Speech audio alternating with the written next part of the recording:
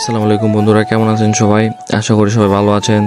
তো জানি না আমার গলা কেমন শোনা যাচ্ছে, কারণ সারাদিন পানির মধ্যে ছিলাম তো ঠান্ডা লেগে গেছে। তো আমরা হলাম দুই ভাই নতুন, আপনারা তো জানি না আমরা ফানি কন্টেন্ট তৈরি করে থাকি।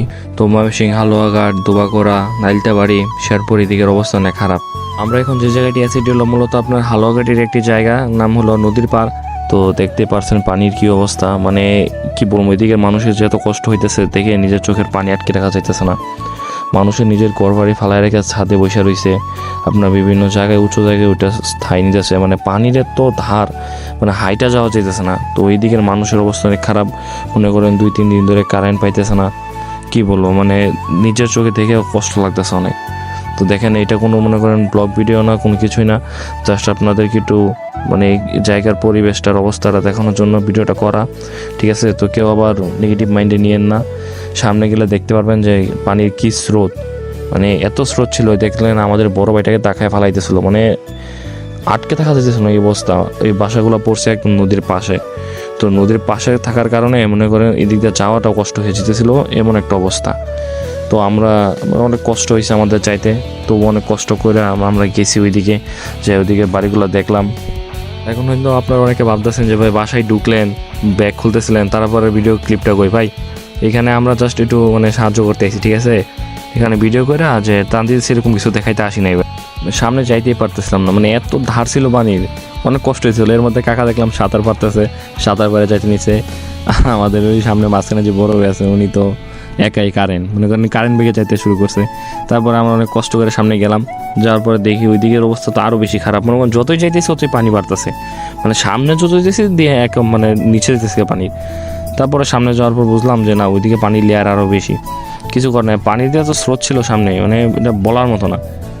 আর বাতিজার শরীর তো অনেক কারেন্ট, তাই সে পানির বোতলগুলো সে নিয়ে যেতেছে, কিন্তু সে নিজের শরীর নিয়ে চলতে পারতেছে না। তারপর এখান থেকে অনেক কষ্ট করে সাঁতার পারতে ধরতে গেলে সাঁতার পেরে গেছি।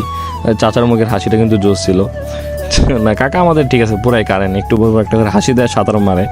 আমার ভাই পিছিয়ে সে দেখতেছিল যে আমি কই আছি, আমি কি পানিতে বাইসা গেছি কেন কি, কিন্তু আমি তো পানিতে বাইসা যাই নাই, কারণ ওরা সবাই হাত ধরে যেতেছিল, তো আমি তো একা একা যাইতেছিলাম পিছনে, তাই আর কি।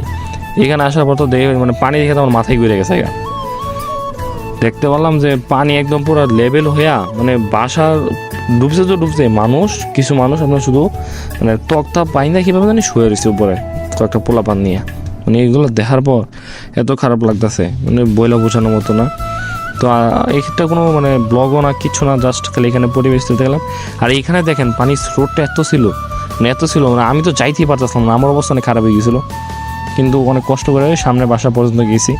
তারপরে আর যাওয়ার কোনো অবস্থা ছিল না, কারণ ওইখানে মানুষ ছিল না। এখানে সব মানুষ মানে ওইদিকে চলে, এখানে আসার পর তো পুরো ডুবে যাওয়ার অবস্থা, কারণ এর একটু সামনেই ছিল আপনার ওই যে নদীটা। তো এখানে আসার পর বুঝলাম যে না, এই নিয়ে মানুষ তো থাকার কথা না, কারণ এখানে আসতেছি মনে হয়েছে জানেন কি, একদম পুরো ডুবে যেতেছি এমন একটা অবস্থা। তারপর সামনে বুঝলাম যে না, এখানে তো কেউ থাকার কথা না।